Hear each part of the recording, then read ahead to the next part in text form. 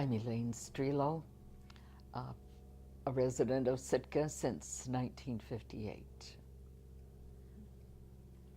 And I'm Henrietta Van Manen. I'm actually a resident of Iowa, Fort Dodge, Iowa now, but started coming to SJ in 1991 as a volunteer in mission with the Presbyterian Church.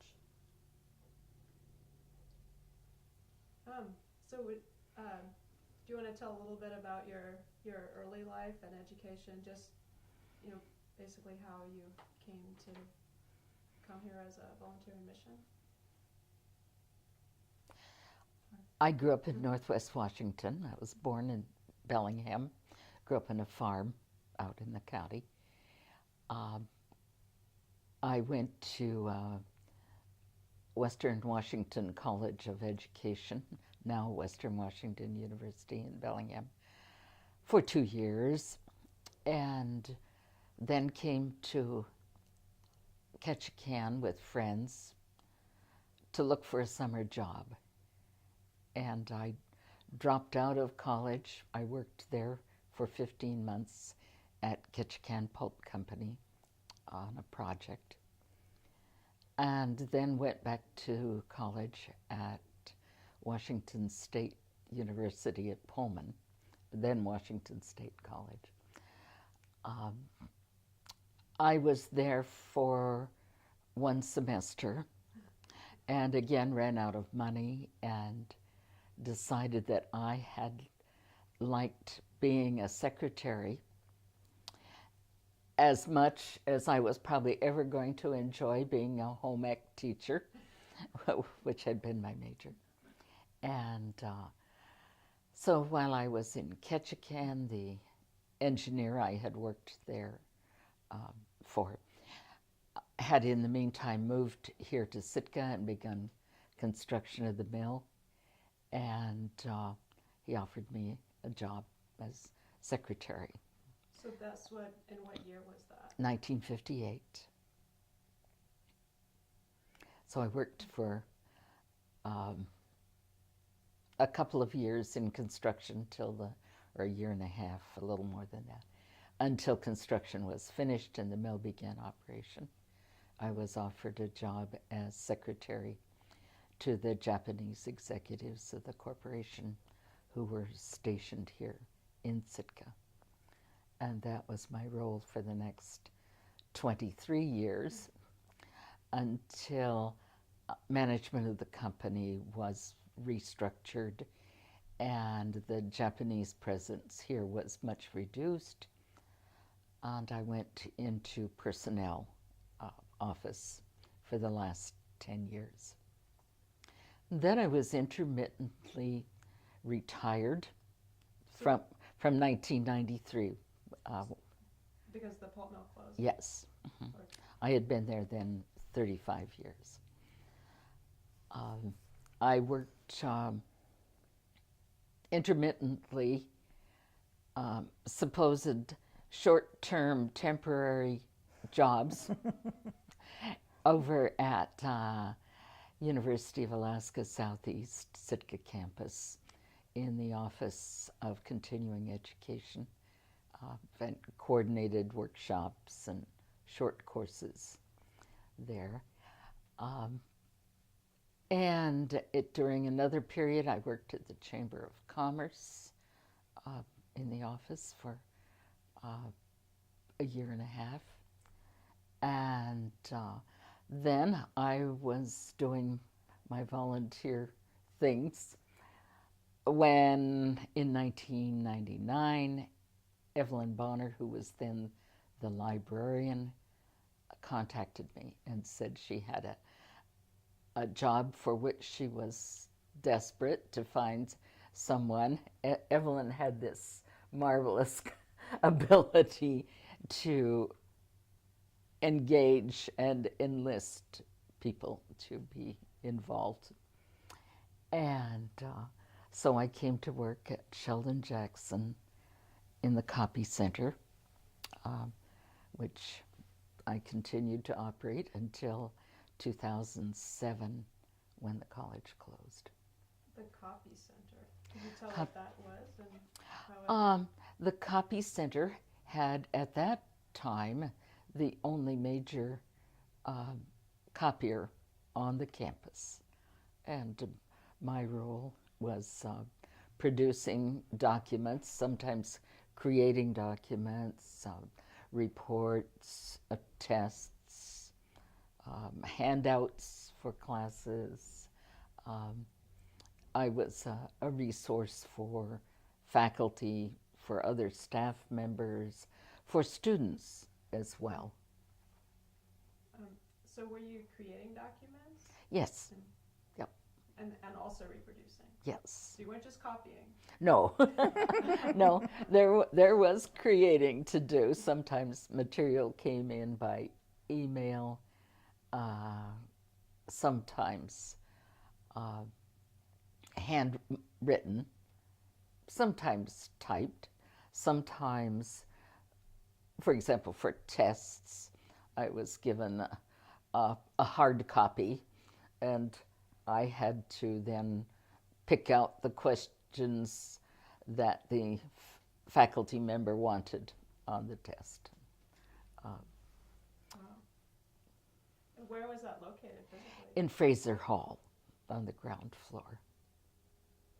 Was it in that big room? Yes, in the big room.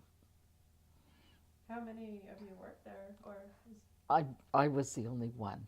Occasionally I had student help, but that was intermittent and rare.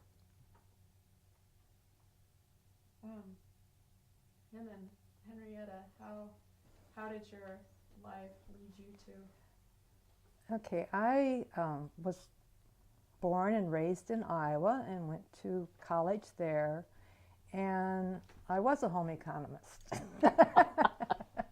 And joined the Iowa State University Extension Service, and I was a county home economist for a period of time, and then we did some special work. I moved to Washington State after a while and actually worked for Washington State University, where you, but it was after you attended. And when I moved to Washington, I had to change denominations, church denominations. I had been raised in areas and lived in areas where I belonged to a Dutch church. I have Dutch ancestry, and it's the Reformed Church of America. But when I moved to Washington State, the town I lived in, Prosser, didn't have that denomination. And so I joined the Presbyterian Church, which is very similar to the church that I had belonged to. It just was originated in Scotland rather than the Netherlands. And so I was comfortable and kept my membership in the Presbyterian Church, and I'm still a Presbyterian. At any rate, I then moved from Washington State back to Iowa, where I was asked to come and move into administration of the Extension Service. And so I became the first woman area director in the state of Iowa, which was a challenge, but something I could handle because I had moved around and had gotten my education that I needed to do it. What year was that? And that was in '84. So that's when I moved to Fort Dodge, Iowa, and was the area director of 9 counties where we had all kinds of staff: home economics, 4-H, agriculture, rural development. It was a very nice, good job, and I enjoyed it a lot. But the farm economics got into difficulty, and so our whole state extension had to be reorganized, and we went from 12 areas to 7 areas, and our office was closed. And I had planned to live there the rest of my life, but without a job, that was not going to happen. And so the very day I learned that our office was closing, I had a letter from a friend from graduate school asking me to apply for a similar job in Reno, Nevada. I thought that was quite a coincidence for that to arrive the very day that I knew I would be needing to move. And I could have moved to another area in Iowa, and was told that by my director when I talked to him about this situation. But I thought it would be probably better to go into a different situation than to move to a different part of the state where everybody was being adjusted, and of course we were all a bit unhappy that this had to happen. So I ended up going to Reno, Nevada, and that was a fun experience. I had more family and friends visit me in Reno, Nevada than I've ever had any place that I lived. And it was fun being in that part of the country, and anyhow. So and when I went there, I said I wanted to work for 5 more years, and would that be suitable? And they said, you do a good job for 5 years, and that's all we'll ask.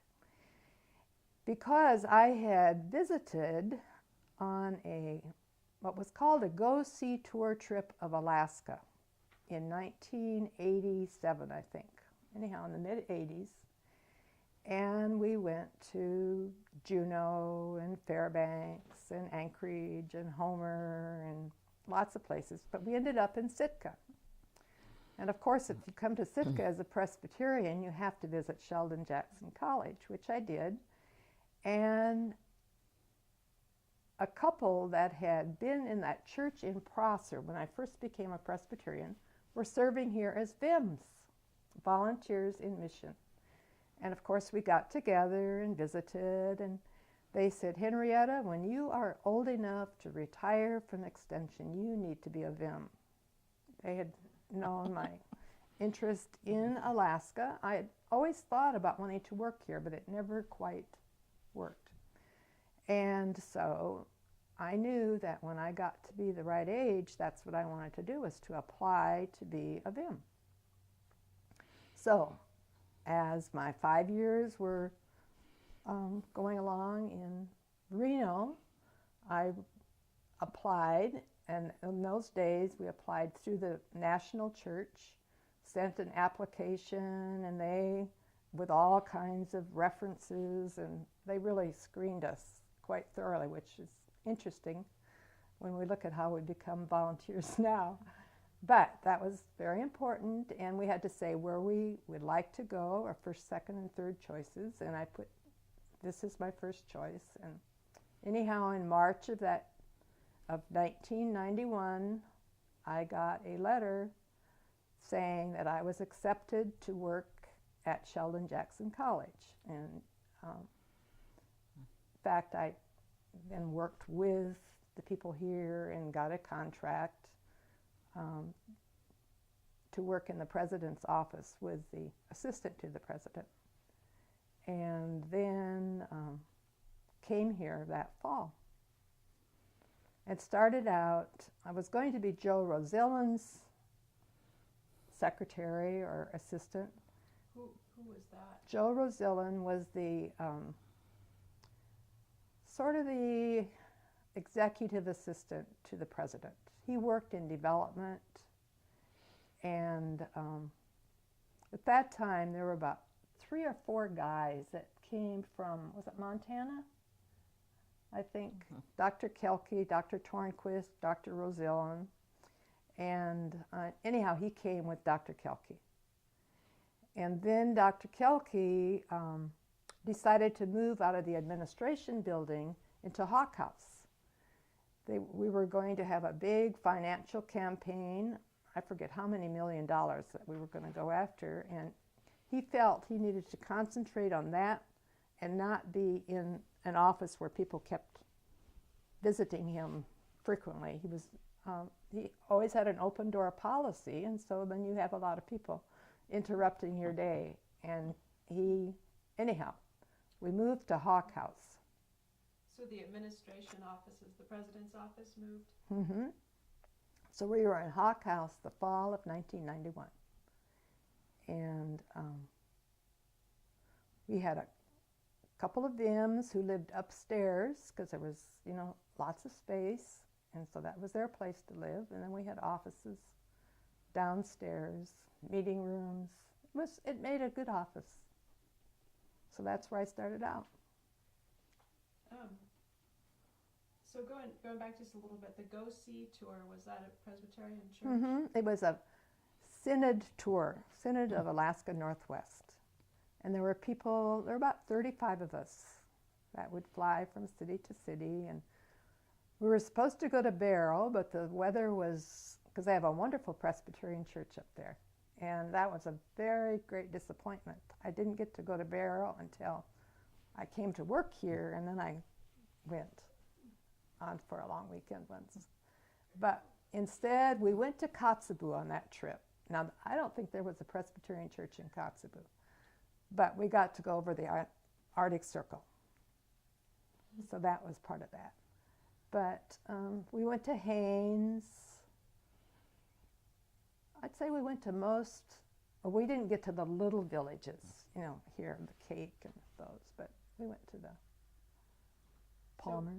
So was the idea to get donations and volunteers? No, it was just an opportunity to see what the Presbyterian Church was doing in Alaska, which is quite a bit. Because at one time they sort of somebody divided, and Sorry, I think it's gonna be my kid. Sorry. Sorry.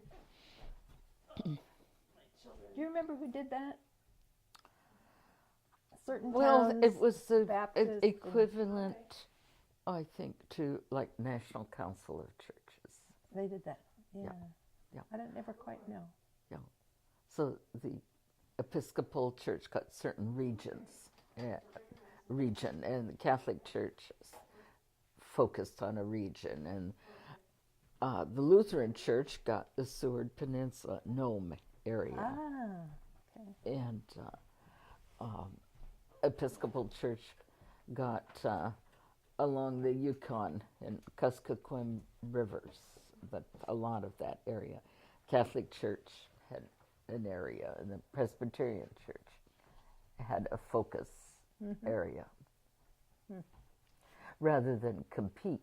Right. It doesn't make sense in little communities to have 60 denominations. Yes. Yeah. Tearing And apart. So, as well as it allowed a more focused message to the people who were being served. That there wasn't this confusion sorting out theology and whatnot. And in those early days, a lot of it had to do with education. Yeah. Like they basically enlisted the churches To provide do that. schooling. And I just think in the it's villages. amazing what the Presbyterian Church did, and they did these all at the same time. Started these schools here, the one I work at in Albuquerque, the one I have worked at in North Carolina, and who knows how many more. And it was all done at the same period of time. So I wasn't around, of course, so I don't know if that was a national goal of some kind, because that took a lot of money. And in those days, all the teachers were like missionaries. Frank Roth came here as a missionary of the Presbyterian Church. Yeah, the school was owned by the church until.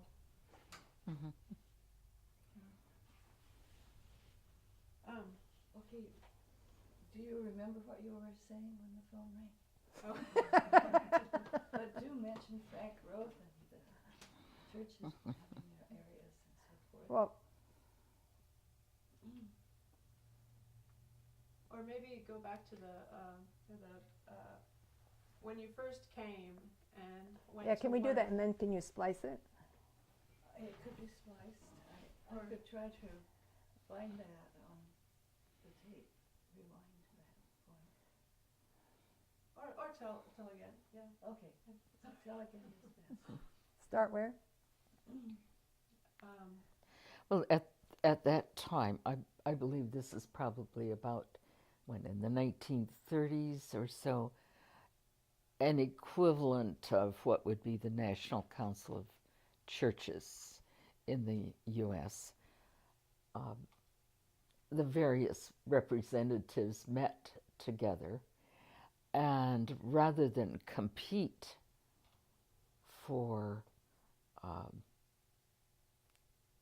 membership or activities in areas, they agreed that various denominations would be assigned regional areas to focus on.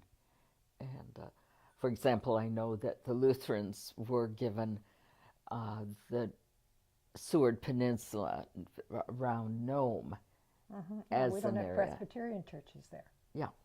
Yeah. And the Presbyterians had an area, Episcopal and Catholic bodies focused on the Yukon-Kuskokwim River. So when you first came in 91, did it feel like a mission? Or like how much of that church mission personnel or atmosphere was there? That's a very good question, because some of the volunteers in mission came as missionaries. And I feel that was my initial reason for coming.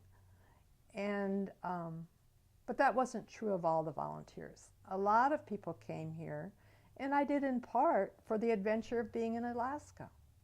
You hear about Alaska, and when I talk about it still to friends, that's on their bucket list. And I say, you know, you better be getting up there soon.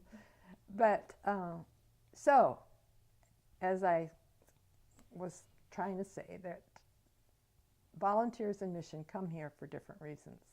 And I guess there's nothing wrong with that, as long as they come here to do the job that needs to be done.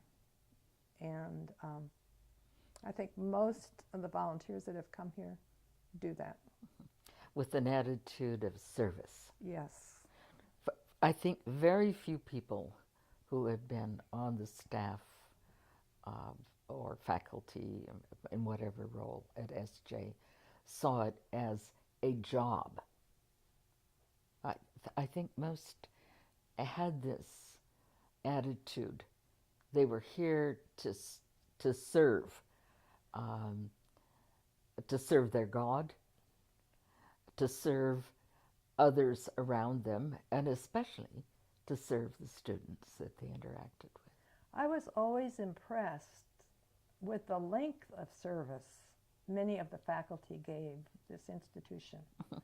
Even if For they the pay that I knew enough about what was they were being paid. You know, I didn't have exact figures necessarily, but you know, they could have, many of them, been paid a lot more in different situations. Very true.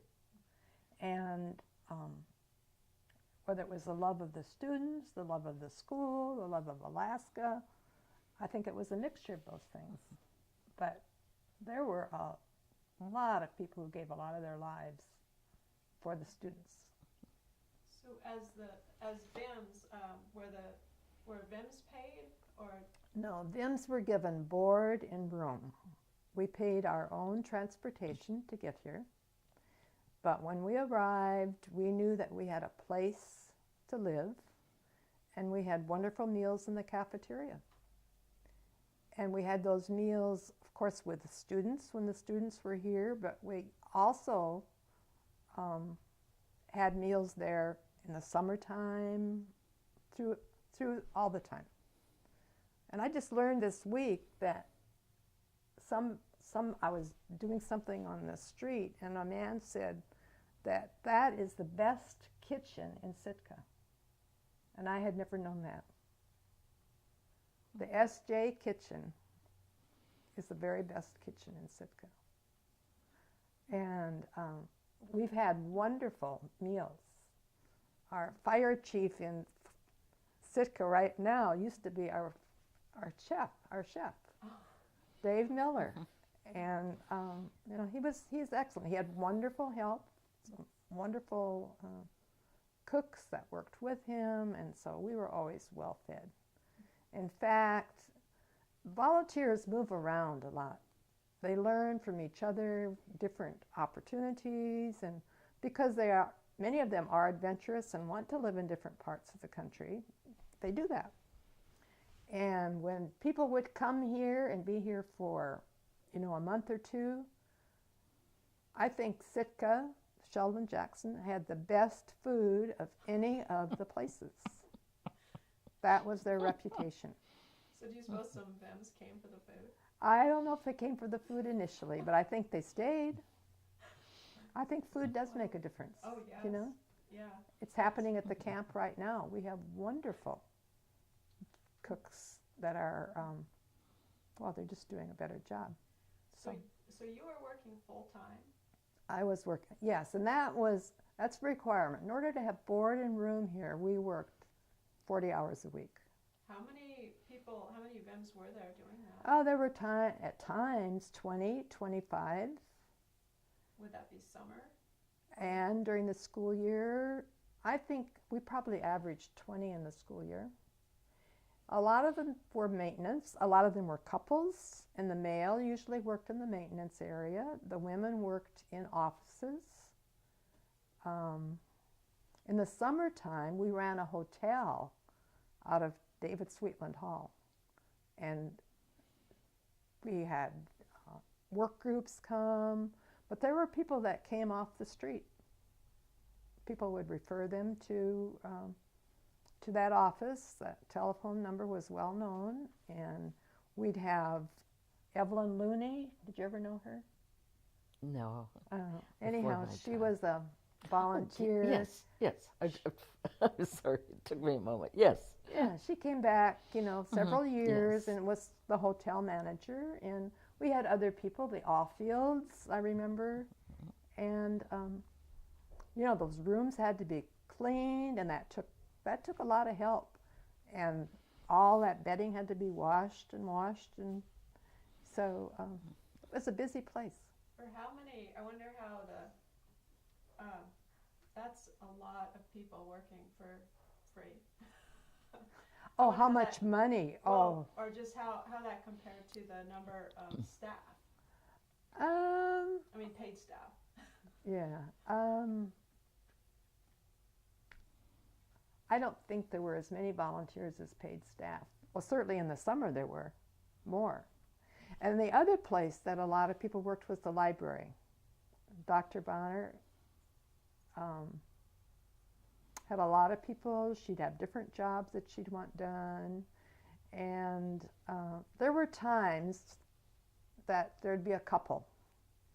And maybe we'd really need a plumber or an electrician or somebody like that. But, of course, the couple wanted to come together. And so somebody would try to figure out, where different help was needed. And Evelyn would get a lot of those people, and then she would find jobs for them. And being a very good Presbyterian, she was very supportive of this program. And Alice worked in that office, so you saw the people come and go. And what was the relationship between the staff and the VIMs? Was there? I think it was very good. I'm not sure what you're exactly asking, but we worked together. And there was a period of time that I did the job that Elaine described doing. And I worked, of course, very closely. I felt at that point that I was the campus secretary. Mm-hmm. If ever any, of course, we were well into computers by then, but some of the men especially were not into computers. And they had these, what I remember, with their textbooks, they might get a test, maybe a CD or something, with test questions. And so we'd put that on our computer, and they would tell us somehow that maybe I think what I did for one of them was just to print out that whole thing, and then he would mark the ones he wanted to use on his test. So then I could go and take those questions that he wanted on his test and compose his test for him. Well, he thought that was great. So I became, very, well, they liked that very much. So that position kind of made the college go. I think it helped it. Yes.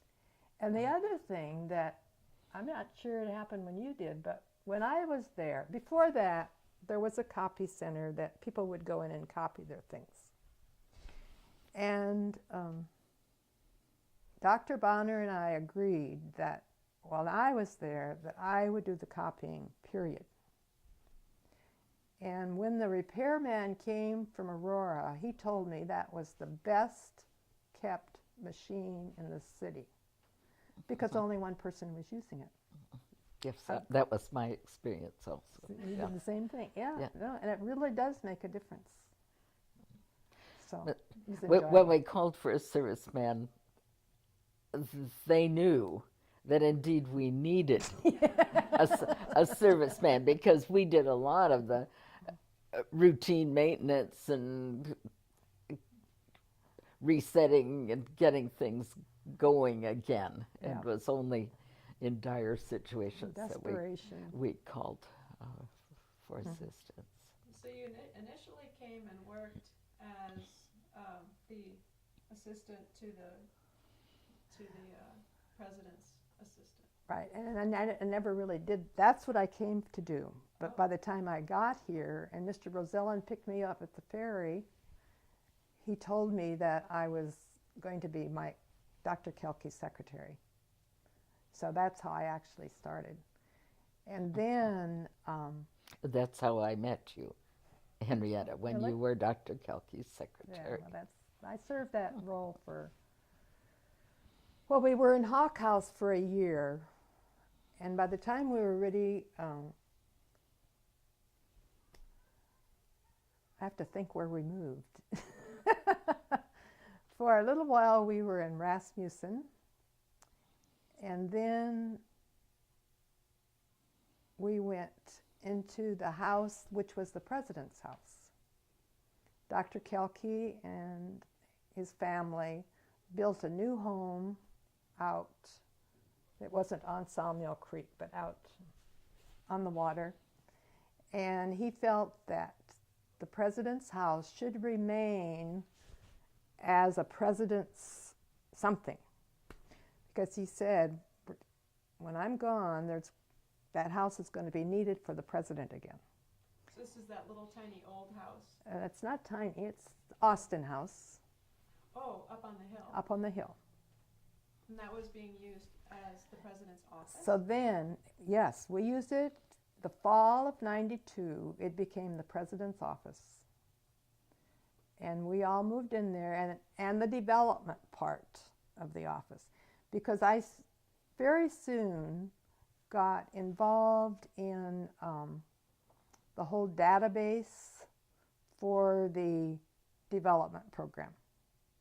Before that, we had the AS400 in the copy center in Whitmore. What's And an AS400 is a great big computer. And there would be stations like in the president's office and in the registrar's office where you could do whatever, if you were writing a letter or whatever. And then the woman who worked in the copy center, it wouldn't be just a copy center, it was more important than a copy center in those days. She would produce those letters and envelopes and things that you sent over there. But very soon in that campaign, that very first fall, personal computers were really coming into use. And this committee that were working on getting this money decided that we needed to have a way to keep track of pledges. We wanted a big campaign where people wouldn't just give you 500 or 1,000 or even 10,000, but that they would pledge money over the years. Well, then you have to have a way to keep track of that. And the business teacher that was working with us, who knew computers, couldn't figure out a way to do that on that AS400. But he knew how he could create a program on a personal computer that would do that. So that's what he did. And I can remember my first Alaska day in Sitka, sitting in his office with him teaching me how to use that program and putting all these names of Sitka people into that program. So then that all moved into Hawk House, and I started doing that along with being the president's secretary. So I was the development person, not in charge of development, but in getting all that information into the computer and getting the thank you letters sent out. So then when we moved over to Austin House, the president's house, we divided that job. And Dr. Kelke hired a secretary, administrative assistant, whatever, and I stayed with the development part and kept track of all the donations and all that part, and kept the database, which is very important. So they had a development director? Well, not really. Joe Rosellen was as much of a development director as we had. And then they hired Sherry Steele, who was here for a period of years. Was she here when you were here yet? Yes. Yeah. And she came to be the, I think probably her title was Director of Development. I believe so. Yeah. And then I worked for her. So what was that? Can you tell me something about that? So it was a particular campaign that they were working on in end of 1991. Was that something they were doing at the time, or were they getting ready to roll that out? That fall, we had a big dinner in Harrigan Hall, where we invited all these different people. I can remember the board members all coming in, but that's where I met a lot of people in Sitka. Paul Rosenthal came and did a solo. We had a new music teacher that year who played the piano very well. She accompanied him, and it was just a very festive. I was, of course, very impressed with the whole thing, and the community, responded. Probably not the way we had hoped, but they definitely did, and they pledged and paid those off eventually. I'm not certain why. Well, this college when it was a college, was always needing money, and what that campaign was for that fall, I don't have any recollection. I just know they needed, because in the year, like in the mid-'80s is when they built Sweetland and the Hames PE Center. So there must have been big campaigns then. But what the purpose was in 91 was probably just to keep it all going, which takes a lot of money. So was your sense that it was well organized, or the campaign? Oh no, I think we were doing a good job locally. We always had a good database with I think people think alumni should have done more for Sheldon Jackson, and we just have different alumni from this school than you have when you have big universities. I think many of our alumni are high school alumni, and certainly some of them were able to get into situations where they had a lot of money, but a lot of our alumni don't have a lot of money to contribute. They came from impoverished areas, Many went back to their home area and Money very isn't the much important thing. Yep, did important things in their community, served their people. And we had some notable graduates, of course, over the years, but many of the graduates and persons who attended for shorter periods of time were not wealthy people, did not have resources. We have had some very generous alumni, but relatively speaking, what they could give was only a small part of what it costs to operate the school. So did you work in with the development director? How long did that? Okay, I worked with a development director. We were over in Austin House for a year, and then they remodeled Stevenson, and we moved to Stevenson. By that time, the year before, they had remodeled the upstairs of Stevenson for the single women volunteers. So in '92, I moved into upstairs as my home, and in '93, we moved in downstairs as my office. And '93 is when Mr. Roshlow must have come, because he just arrived. Well, anyhow, that all happened at the same time. So there wasn't much of a transition between Dr. Kelke and... Dr. Tornquist was acting president for a short period of time. So do you remember that transition? Yeah, or like what, that must have been sort of upsetting. I don't know. Yes, it was. Well, it was, there were a lot of unknowns, I think is my best way to talk about it. And it affected the volunteers. Somehow I got involved in the interviews for these presidential candidates. And I think they needed a secretary. And I'm not sure why I was chosen, but I was. Dr. Rosillan said I should go over there.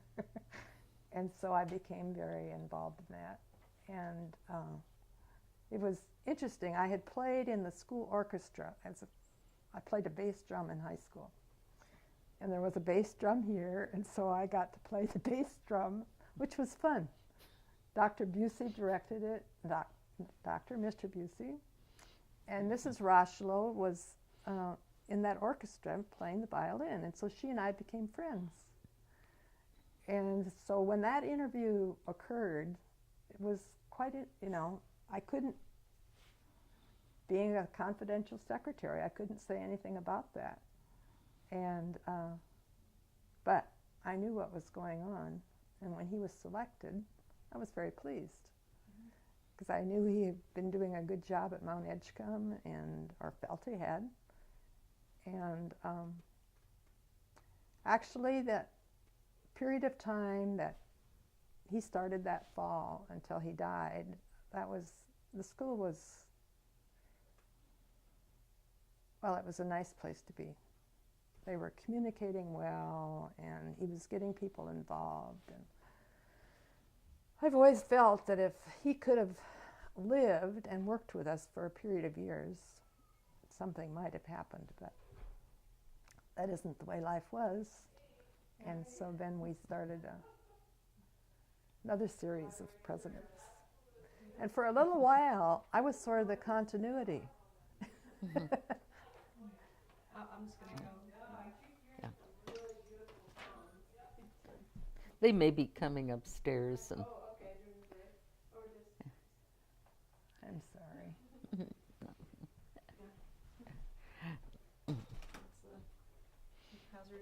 acquiring a building. Mm-hmm. Yeah.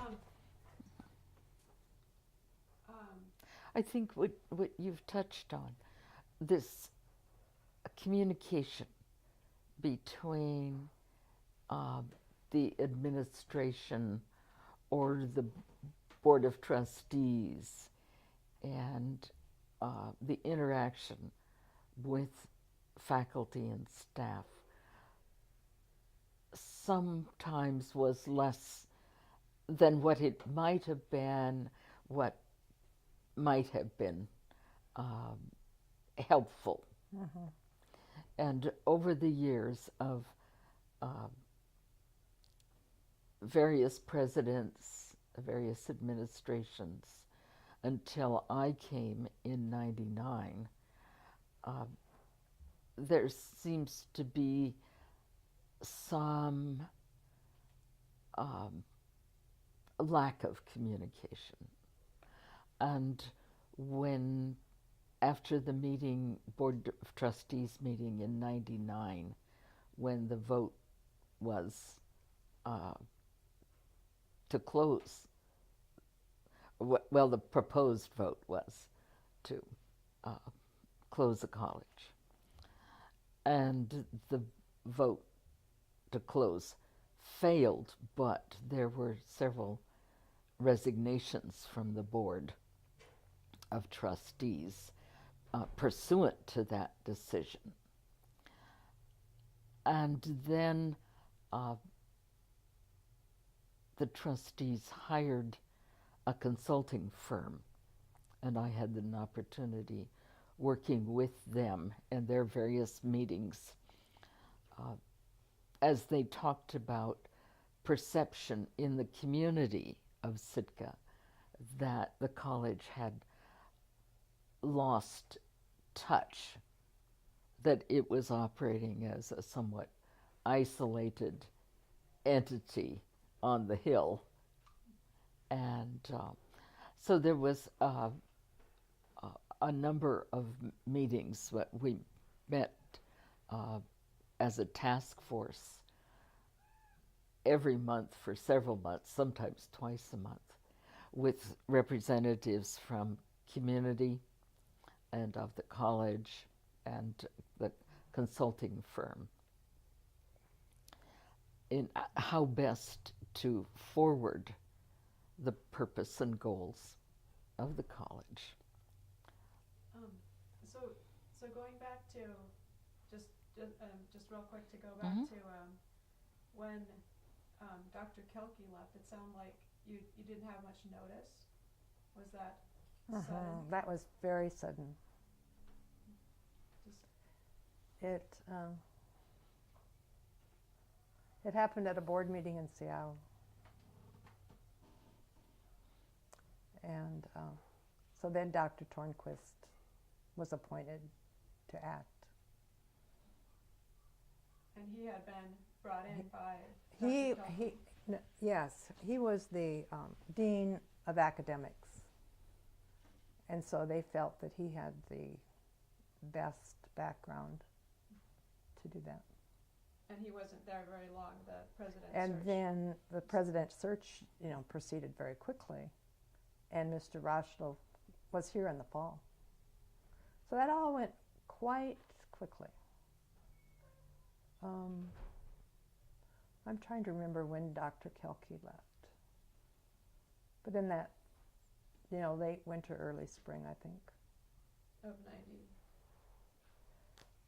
93. Mm-hmm. Yeah, the 92-93 school year. And so after Larry Rochlow died. Then Dr. Cameron was on the Board of Trustees, and he was appointed acting president. And he did not want to give up his dentistry because he wasn't doing this he didn't want to become the president. That wasn't his goal. And so he kept, he'd probably be working about half-time. I'm certain his dental patients had to be a little patient. But anyhow. And then they appointed co-presidents. Mary Lou Madden and Dr. Cameron were, they worked together. Who is Mary Lou Madden? And Mary Lou Madden, I'm not sure if she worked with community college. She was an educator.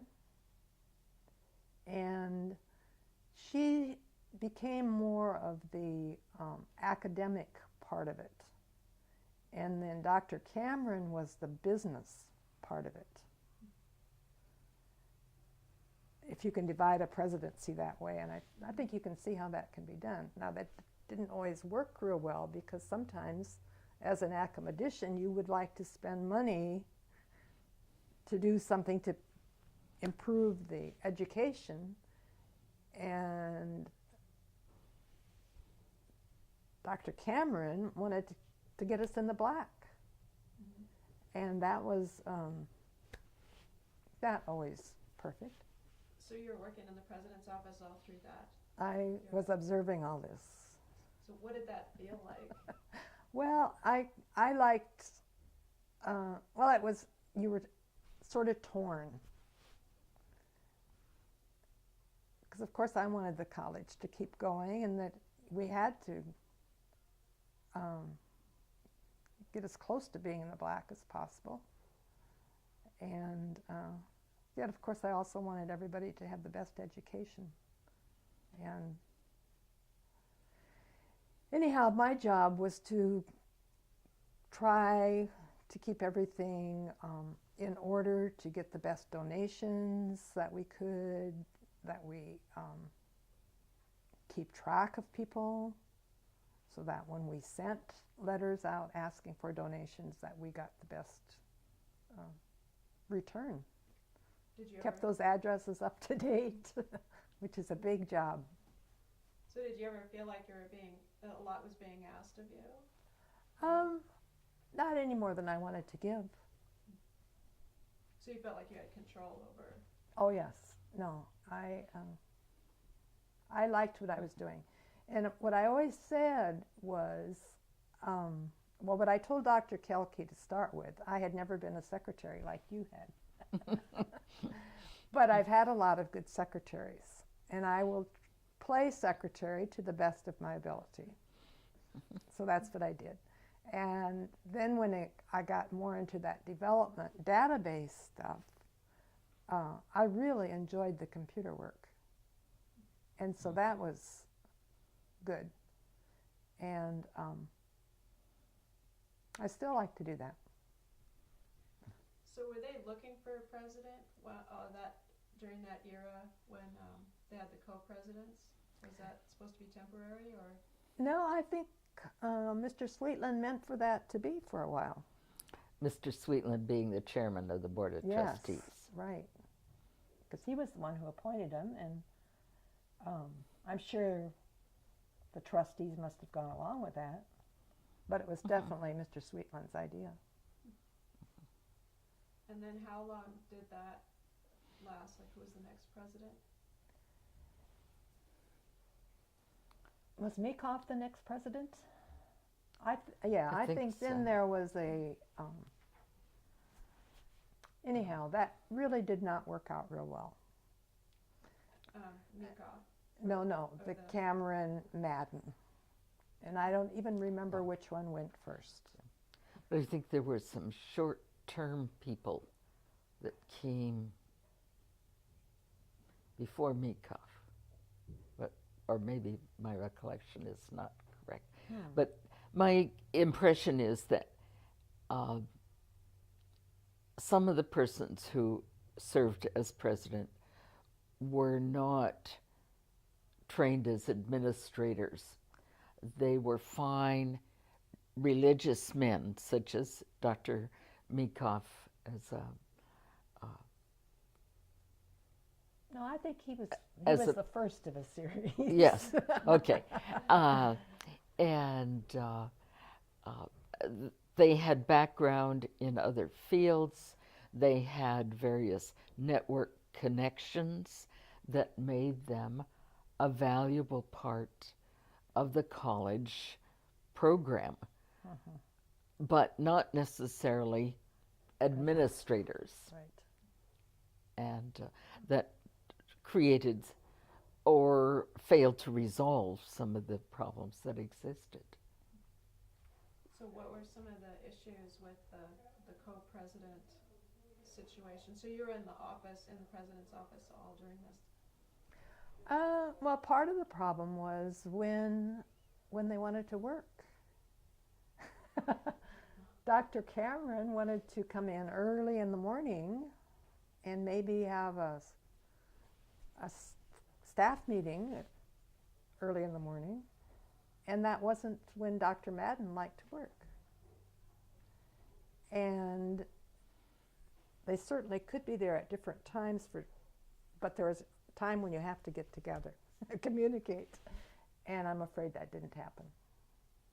That's my recollection. Was that a little frustrating?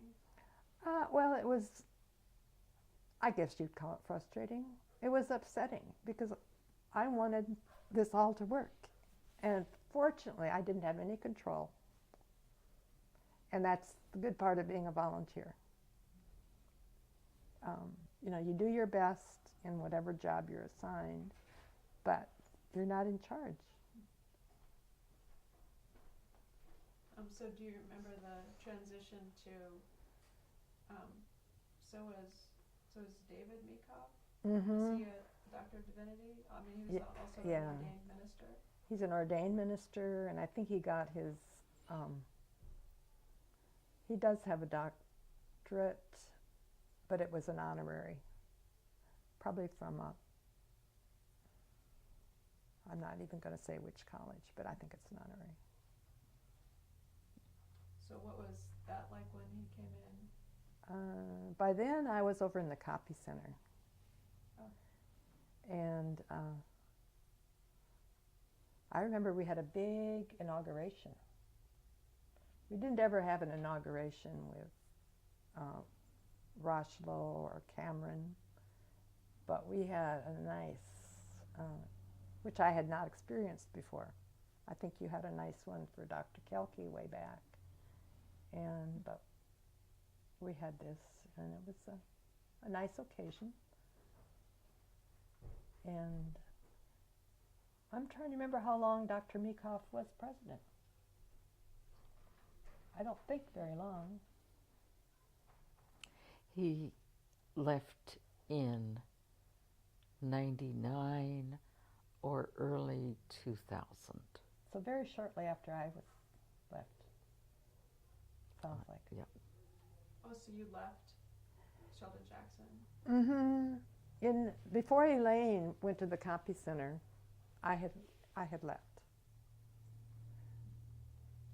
So was you're leaving the president's office and going to the copy center because of the transition in administration?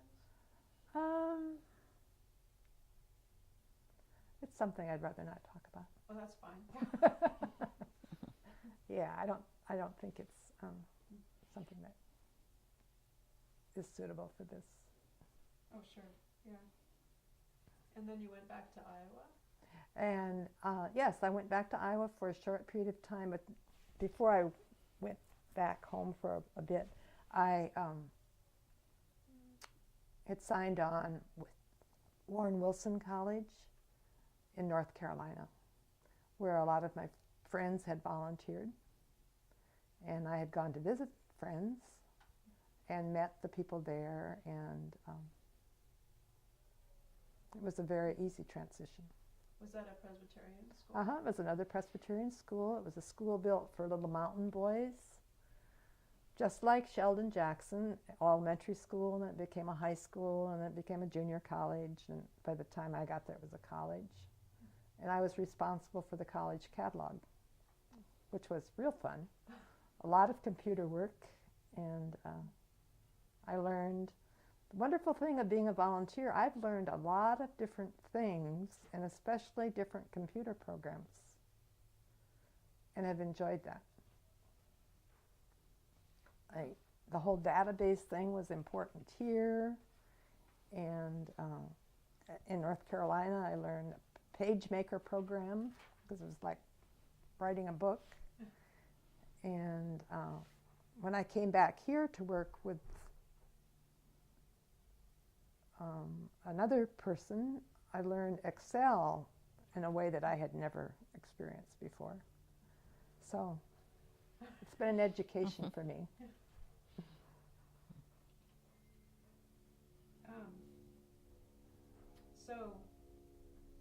So just briefly, since then you've been coming back seasonally? I came back to do different things.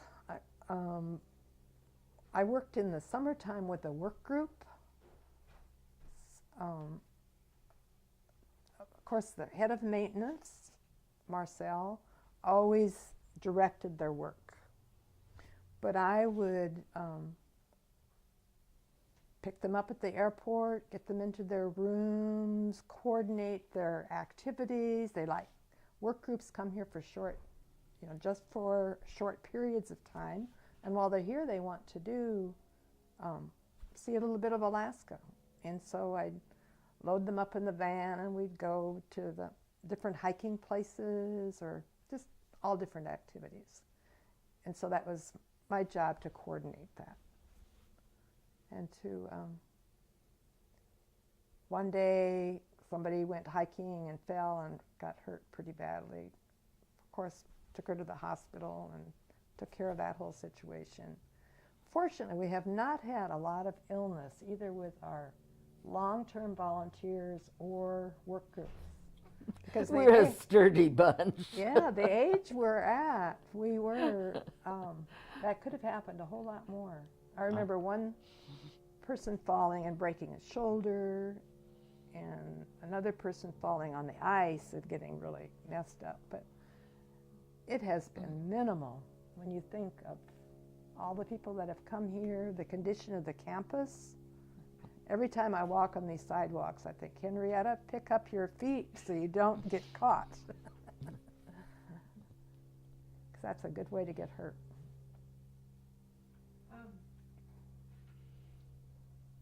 So going on. Some of the other things I've done, if you'd like to hear them, I've worked at the child care center one year. And that was fun. I worked with the babies, and there's a little boy in this town that I fed every, probably 12:30 I'd come, and his mom had left milk for him, and so and then the two of us would take a nap together. He loved to lay on my warm body. And by that time, I had been working some other place in the morning, and I was ready for a little nap. And so I'd like to see that little boy.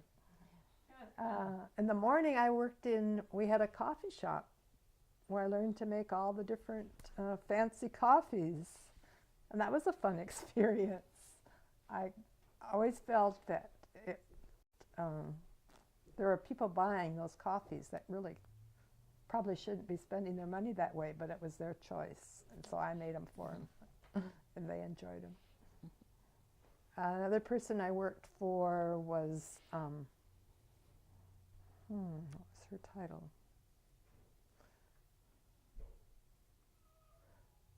Campus. Anyhow, the bookstore and the post office and all the different money-making things were part of her job. And so I worked in the bookstore and the post office, and yeah, it was. I've done a lot of fun things here. Wow, yeah, it sounds great. You're a good advertisement for volunteering.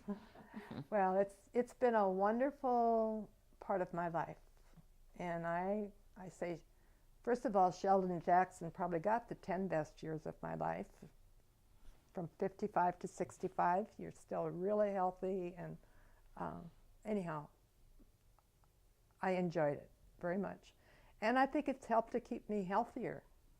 If I had at retirement started reading and knitting and just relaxing, staying in bed late in the morning, that would not be a very healthy lifestyle.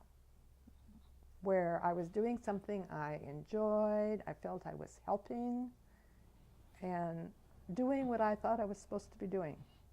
That's always been my wish. You know, if this is what God wants me to do, then that's what I want to do.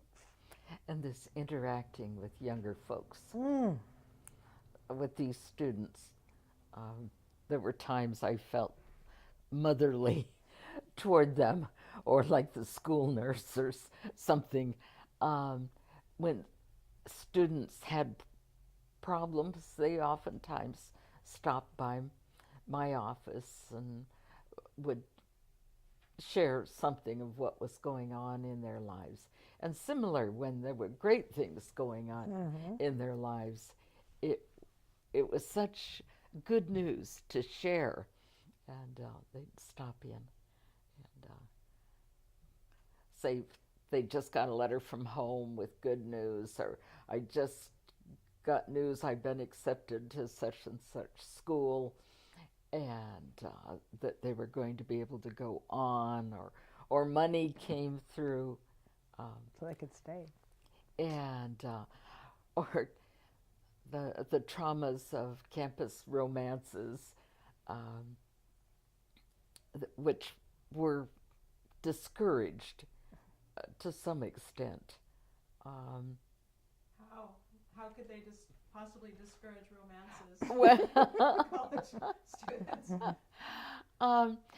well, because they were older and wiser folks, generally speaking, who were doing this advising against involvements because they knew both the benefits and the problems that arise with romances that succeed or romances that fail. And so there was some guidance against that. But we did have a few weddings over the years on campus. So yeah, I had, like, one of my questions was memorable incidents, students, events, other staff high points, basically the good things about SJ. And I guess what I'm hearing is it sounds like almost a family atmosphere. Yes, very, very supportive atmosphere, I think, for students, that if one recognized that and followed the discipline that was offered, that it was very supportive. It was a good place for students to be. And it was a wonderful place for little families. Yes. I can remember little families coming from the village. Maybe they had tried to go to school at one of the universities, Fairbanks or Anchorage, and had failed. And I'm not sure how we found these students or how they found us, but they would move into family housing.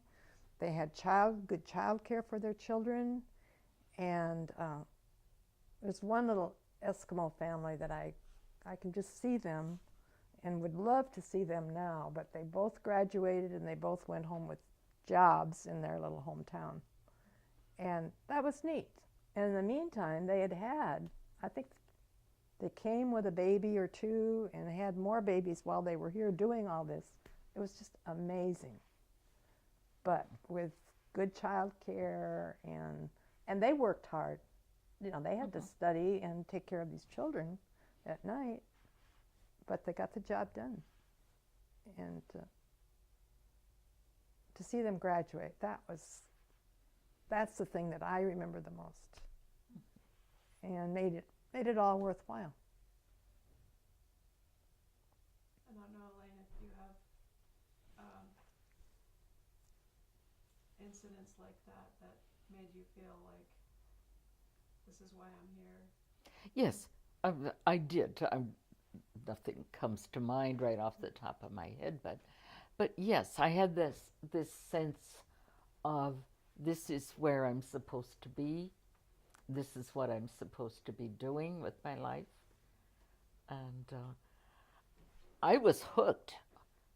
I didn't expect to stay at Sheldon Jackson for the length of time that I did. I thought this is a short term, and I To made help that. Evelyn out. Yes, I was helping Evelyn out, and I committed 5 hours a day, and she offered me a nominal wage, no benefits, just this nominal wage, and I volunteered the rest of the day. It, it was just, it was a good place to be. Even when you became aware that there were stresses and tensions and difficulties, still, this was a good place to be. So the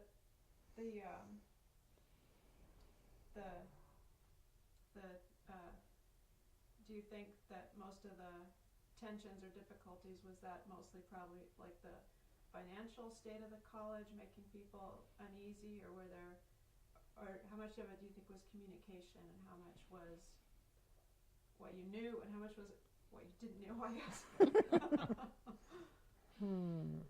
Well, combination of those factors, I think.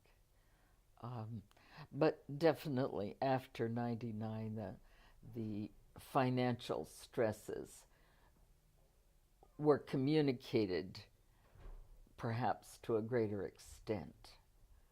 And other shortcomings, I think that the administration did not communicate as well as it might have with this volunteer network across the United States. I think we were getting fewer volunteers coming in, and definitely faculty was being reduced. There was a lot of what generally is termed belt tightening, and a lot of instructors laid out their own money for supplies they needed. I know I did that to some extent in the copy center. That there were things I knew minimally had to be available, and if there was problems getting a requisition signed for them, I Just do it. just do it. Yeah. So that sense of financial issues, did that increase like through the 90s and 2000s? We had a time when things were more upbeat. With the work in beginning in 2000 with the local task force and seeking ways that the college could be more successful in academic programs or in fundraising. I remember we had a major fundraising effort for Allen Auditorium building that went on for a period of time and was quite successful, and the renovation of the building began. These consultants that were brought in had some experience dealing with colleges struggling. And I recall so well a statement made by their leader that people will fund, or foundations as well, will fund new vision and restated purpose. They will not fund sustaining. That's low on the priority list, just sustaining. So the consultants very much urged the college administration to examine what was its mission and how do you communicate that both to this network of volunteers and of Presbyterian churches, because that still was a great source of both income and personnel. Wow. And so the college really then was looking at what new programs might be instituted, which programs could be, if not discarded, could take lesser amounts of resources. And the consultants, because of their work with other colleges, were given the task of recruiting a president, and Carlisle Holland became the president. He had prior experience in other college administrations, notably with Thiel College, and he had overseen a resurrection of that institution. And so he brought considerable experience to the college. He committed 4 years of his life to serving as president. Was he president for 4 years? Yes. And the Board of Trustees, I think, had a great deal of confidence in him. He was a very articulate person who expressed well what was happening here at the college, what the aspirations were for the future. He spoke regularly at Chamber of Commerce meetings, did interviews with local newspaper and other media. And he said, how can the college be broke when it owns so much land?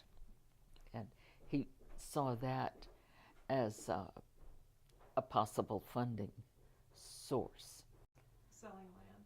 Yes, selling land that the college owned, or putting that land to work for the college. If not selling it, then leasing appropriate portions, and so forth.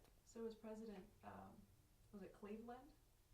Was he after? Came after, yes. Okay. And that was a planned transition? Or? Yes, because Dr. Holland had stated early on in his tenure that he intended to commit 4 years. And then Dr. Cleveland came after him. And those were the only. And then Dr. Dobler came. At the Yes, but Okay. when, and I think Dr. Cleveland was here 2 years. That's what I'm trying to remember. I think 2 years. And then Dr. Dobler, who was chairman of the trustees, was named president. But by that point, things, my impression, were becoming more grim. So I the revisioning, for whatever reason, did not take. It wasn't enough, because they did do some development of some of that land. You know, what's interesting to me, and I never understood this, is we had a land grant.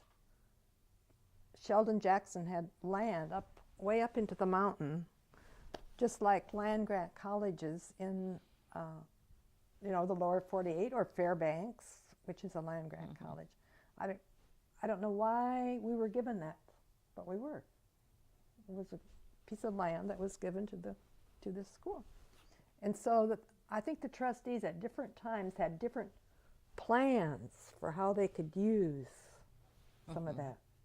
And some of it was developed and I guess sold. I think there are people that probably thought we should have leased more of that to be developed or used by somebody else. But it never quite happened. Enough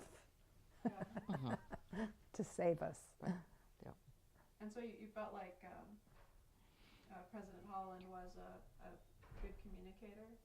Oh yes, I really give him great credit for that, and his efforts to communicate with volunteers um, and with the community, um, with the Presbyterian Church network. Although he was a Lutheran, which happens to be my tradition, family of faith, and he and his wife were active members in our congregation during the time that he was here. Dr. Cleveland, who succeeded him, I believe, was Baptist. It's been an interdenominational mixture. In more recent times, yes.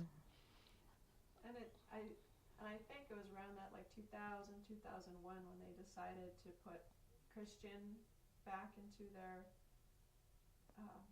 under their sign anyway, their motto, or is that?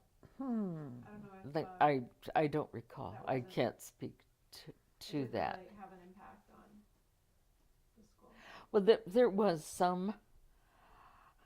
There were various schools of thought, I think, as far as how much the school should stress religion and Christian identity, whether that was an attraction or a detraction. I think there was a lot of debate went on about that. And I wonder if that might have been a problem, not being one way or the other. No, there were some people who thought that persons who could not sign ascribing to a statement of Christian faith shouldn't be allowed to be faculty or staff members. Were those people in the administration, or? I'm trying to remember. Now that you're bringing some things back that I have long forgotten. Yeah. That's remarkable. Yeah, because we don't regularly think about these things out of the past. But yes, that was that was a debate, and there were folks who truly felt that if the college put more emphasis on its origins, Christian roots, that it would attract more people. And then there was another group who felt that that's fine to recount that as part of the history and purpose of this school, but that's not the current main focus. We had maybe one religious course in the curriculum at most, and then there were many others of us who were kind of somewhere in the middle of that discussion, who saw validity in both approaches and weren't willing to rule out the alternative approach. So were the people who really felt like that it should be more Christian, religiously Christian, were those people on the staff or faculty or just various positions? And people in the community, alumni. I think there would have been a split in faculty. You know, as I'm thinking about faculty, I can see some who would want to be here and some who would want to be there. And I think the board, as I recall, was similarly of mixed feelings. Yes, I can remember some discussions about that. Do you suppose that was a factor? In the closing?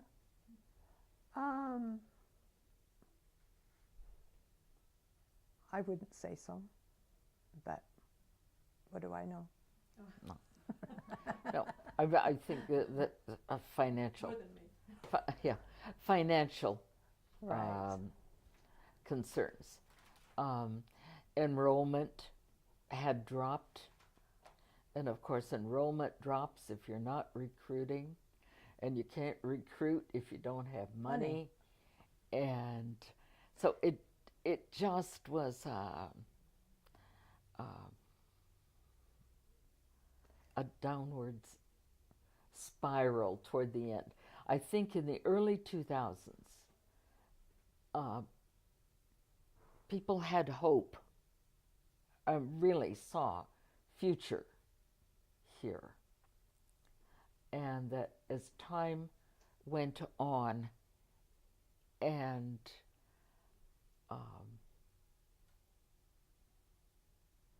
progress appeared to stall, that hope for the future diminished. I'm just thinking now of some things that they tried. Remember when they started the Alaska Native program? Yes. And had that whole, I mean, they remodeled this building for that program. And I think that was a real attempt to do something new, something unique. In fact, the Fine Arts Camp, which was organized on this campus in the mid-'80s, I think. 70s. 70, you're right, way back then. Anyhow, they had to leave the campus, and I can't tell you which summer, but I can remember being here when that decision was made and feeling so badly because they had been doing so well, and we had helped them in the copy center, so got well acquainted. But and I think it was President Meekhoff, wanted to bring a camp focused on Native education. And I forget what the name of it was, but it was a new summer camp, a new way to use the campus in the summer to help, support, educate natives. What was the name of that program? And then, the Fine Arts Camp moved to the island, and that worked. But So how many years did they hold the was it a science camp, native science camp? How many years did they actually hold that here? do you remember that? Yeah, I remember being supportive. I mean, providing support services for them. Maybe 3 years, the summer camp thing. But the ongoing Native education. There was a lot of focus on preparing teachers for rural Alaska. We had various exchange programs that colleges, especially in the Midwest, sent students here for a term of the word escapes me.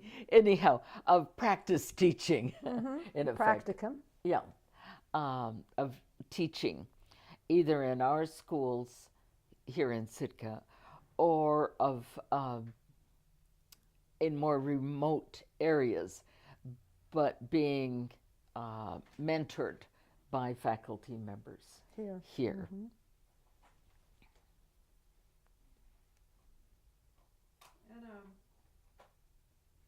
And do you remember how you felt when were you at that last meeting? Yes.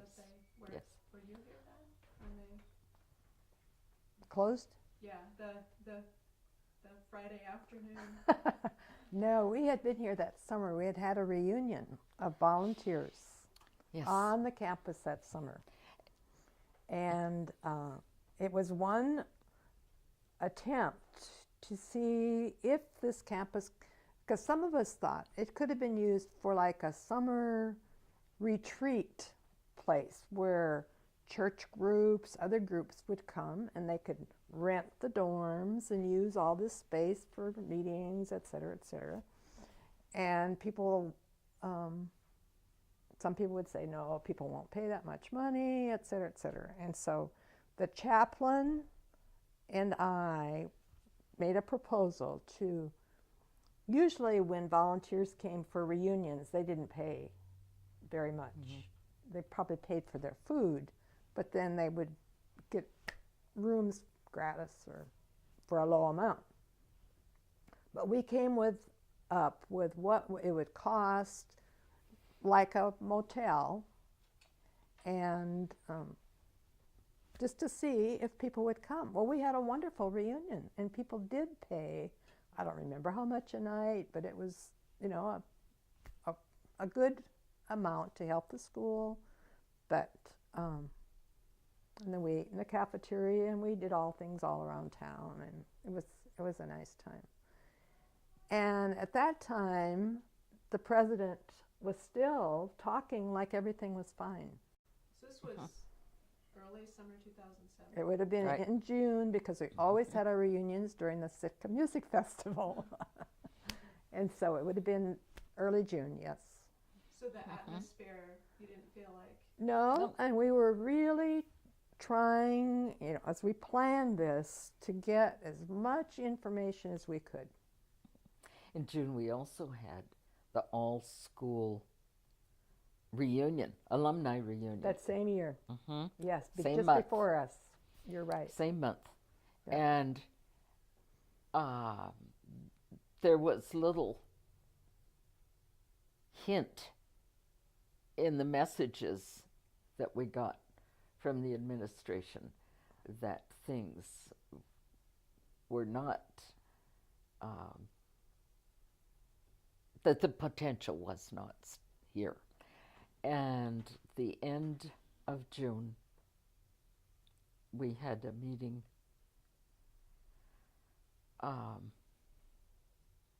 and Dr. Dobler announced that the board had voted to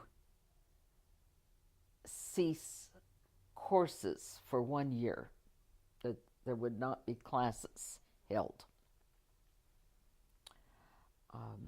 But many other functions continued to go on the campus. The faculty by this time had left Sitka, the ones who lived elsewhere. And so it was a big surprise to them, some of them who were not here, that they were without a job for the coming term. Anyhow, then through the summer, we continued to rent out spaces for visitors in Sweetland Hall, in this building, other facilities across the campus. And during that time, I was in charge of housing rentals and so forth. And from June then through the rest of the summer, I was a volunteer without pay. And just, again, because I'd made commitments to the people who had contracts for renting housing and so forth. So we assumed that we staff who were around believed that the administration was planning for how activities would continue through the winter. And so it was a great shock in September when we were told that the college would officially close on October 10th. I believe 10th was the number. And that was very very devastating news to us. And we had a certain amount of time to clean everything up, and tie up loose ends. And I remember feeling very uncomfortable on that last day trying to get things done. I worked until 4 o'clock in the morning and then just had to walk away and leave my office in a mess and some rooms not cleaned. And but anyhow, it was we were very unprepared, I think, Yeah. for it. And when I think about factors that led to the closing, I think a certain amount of it was failure of business operations to collect debts. I think a lot of student loans, student tuition was never paid, never collected on, because there wasn't an effort to follow up with students. So is there a lot of turnover in the business office, or just not enough staff to do? I think not enough. Some of that was happening in the business office. Yeah. What you're talking about. Yeah. And I'm not sure why that was, because there was some good staff there. At various times. But at the end, I don't know. I need to change tapes. Okay. Hold your thought. Yeah, I remember some people in the business, and this is good not to have on tape, some people in the business office being concerned that they weren't collecting from people that they should be collecting from. But I don't know why they weren't. If there was concern about offending. And I don't know whose responsibility it was to, because that's another place I worked. Okay,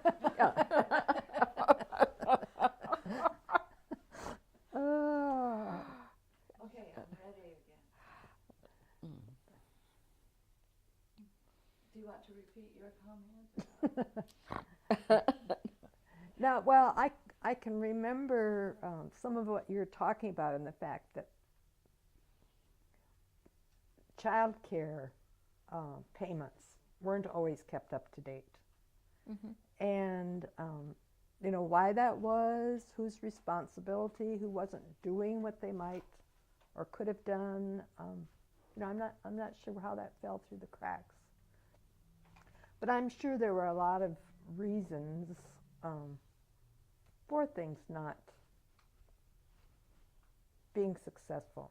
But I think in the end, was there not a large loan that had to be? Yes, over time, the college had been borrowing money, and particularly borrowing money for the renovation of Rasmussen building. That happened while I was on campus, and then its reconstruction and reopening. There was a substantial sum of money borrowed to accomplish that, and in the meantime, the renovation work on Ellen Auditorium had ceased. Because that money had run out. That money had run out. There was money borrowed to build the new child care center.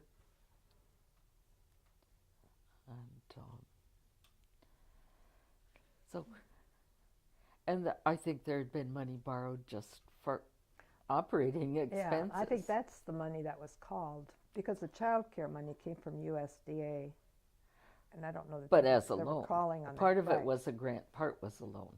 And in my understanding, there was several loans were consolidated into this large loan. And I think with the property as collateral.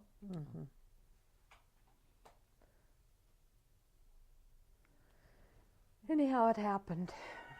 Yeah. So let me see.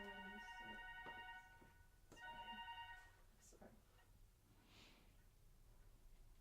That is one insistent ring, isn't Yes. it? I have it on Can't, full volume. can't ignore Hello? that. Yeah. Hello, That, Asa. um, Can I call you later? I don't know, are there other factors What that was you that? think were part of? No, it's Okay. So you'll have had lunch? Okay. I don't Alright, know and how you're it at could have been Mrs. saved. Okay, alright. I I was disappointed that they weren't more honest about it. You know, because when we had that reunion, we were told lies, Yeah, well, and that doesn't. or at least the way we perceive the messages. Yeah. Okay, we ready But- to turn back on? Okay. So do you suppose that they were fooling themselves? Or in denial about the situation? I think denial is the right word. By that time, some of the board members had resigned because they had given up on the whole situation. And so the people that were left were hoping that they could pull it together. And I think it was just, it wasn't possible. Because I can remember some real attempts. You were talking about enrollment. We had an enrollment director that was, you know, doing some really neat things that had worked at other schools. Who was that? John Schaefer is the one I remember. And I think part of the problem was they couldn't go out and do their school fairs. You know, to get students, you have to go to these fairs where students learn about you so that they even know that you exist. You can do a lot by computer, internet, etc., but it takes all kinds of things like that. And they were just too. And The constraints just were overwhelming. there just wasn't money to do the things that, you know, I'm not saying that would have saved it, but it was just part of it as I could see it.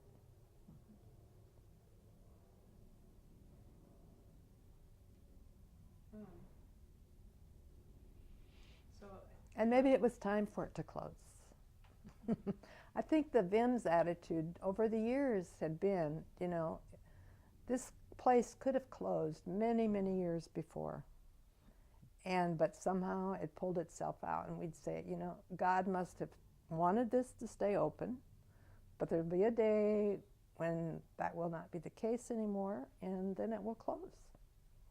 He is in charge, and that was our attitude.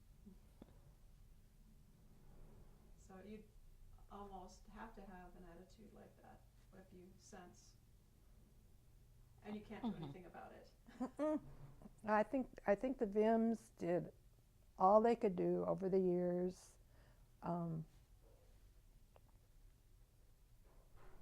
With their support, both prayer, money, and time. And there's been a lot of that. And so even before it closed, you were communicating with the VIMs and organizing. Yeah, there's been a really strong network, I would say. And Just Henrietta friendships. was the core in that network that helped keep things together. Yeah, I have been the communicator, and they appreciate that, I'd say, and respond very positively. And we've had some very nice reunions, not only here but in the lower 48, where it's easier to get together. And well, it's like a group of friends. I call it my second family. But most of them would say, it's just a bunch of friends, but they are. And um, but now the people that, were very active in the last, while the college was open, we're all getting older, and it's hard to commit to getting together. So I'd like to try one more up here, but I think that's not likely. But I'm working with Roger. So that must have been, or what did you think when the fine arts camp finally got the campus? Were you maybe this will work, or? I was pleased because I felt it was a positive use of the campus. I think some of us were afraid that it would be sold to a tour company, and that, we didn't want that to happen. So this is a way to save the campus for a positive use for the youth of Alaska. And I'm just thrilled at the way Sitka has responded. Yes, that's very, very satisfying, I think, to probably everyone who was part of the institution from any period of time. I think there is this pleasure that buildings are being repaired, restored, and that there is this forward-looking mission and purpose here on the campus. And it's wonderful the weeks that the camps are here, but this place is used all year round so wonderfully, and it's tremendous. And the parts of the campus that were sold seem to be being used in some wonderful ways for youth. The science building, keeps improving. Of course, the child care center is still a good child care center, and I'm pleased the way Hames is used so well by the community. So it's neat to see the music festival in Stevenson. They are doing some really nice things to that building, and it's being well used. Yeah, I guess that's all of my questions. But I don't know if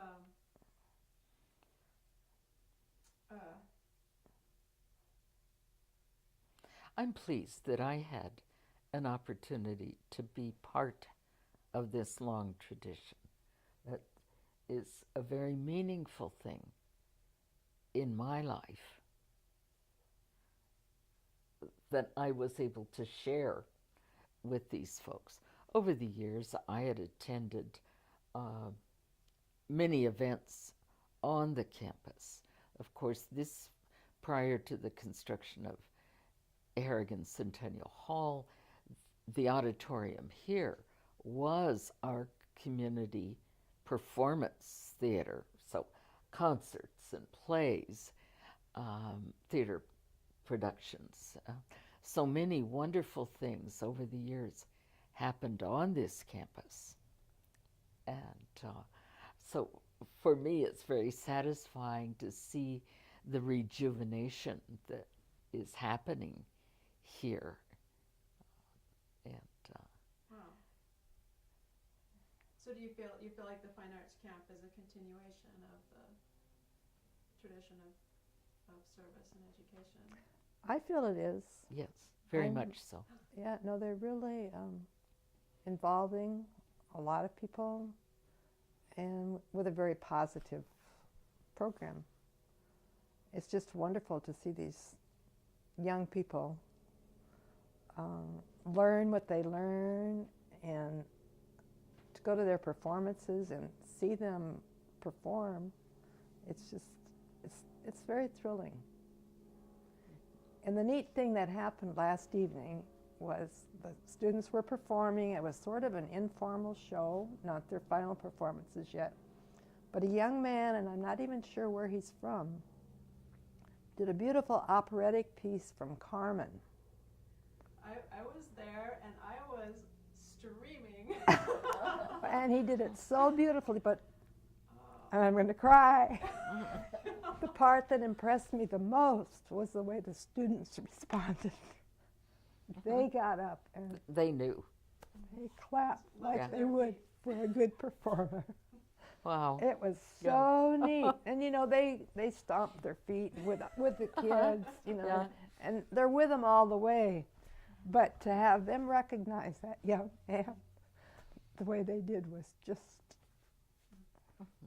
wonderful. So, and they are also, I have to say, for any parents out there, are very, very polite to us.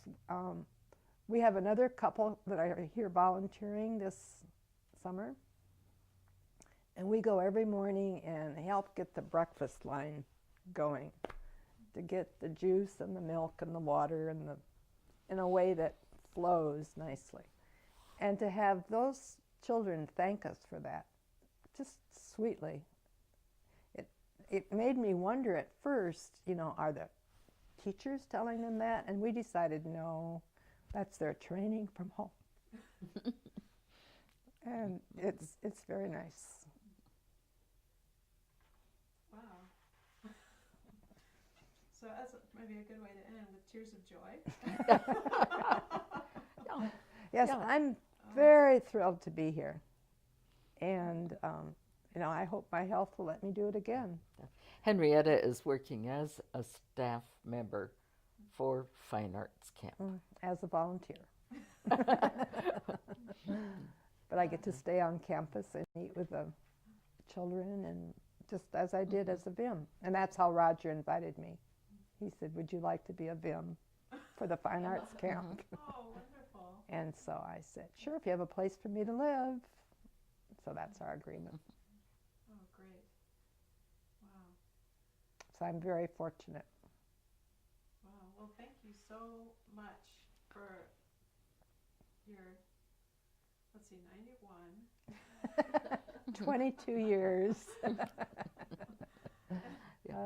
Yeah. It sounds like Yeah. you were Yeah, like I said, practically volunteering a lot of your yeah, Yeah. right. Wow. I got hooked. And I think that happened to many folks who were part of the Sheldon Jackson family. They did not initially plan that their involvement would be as extensive or as lengthy as it was. But because of what happened here, the people who were here, it just became a natural thing to become more deeply involved and to extend that involvement.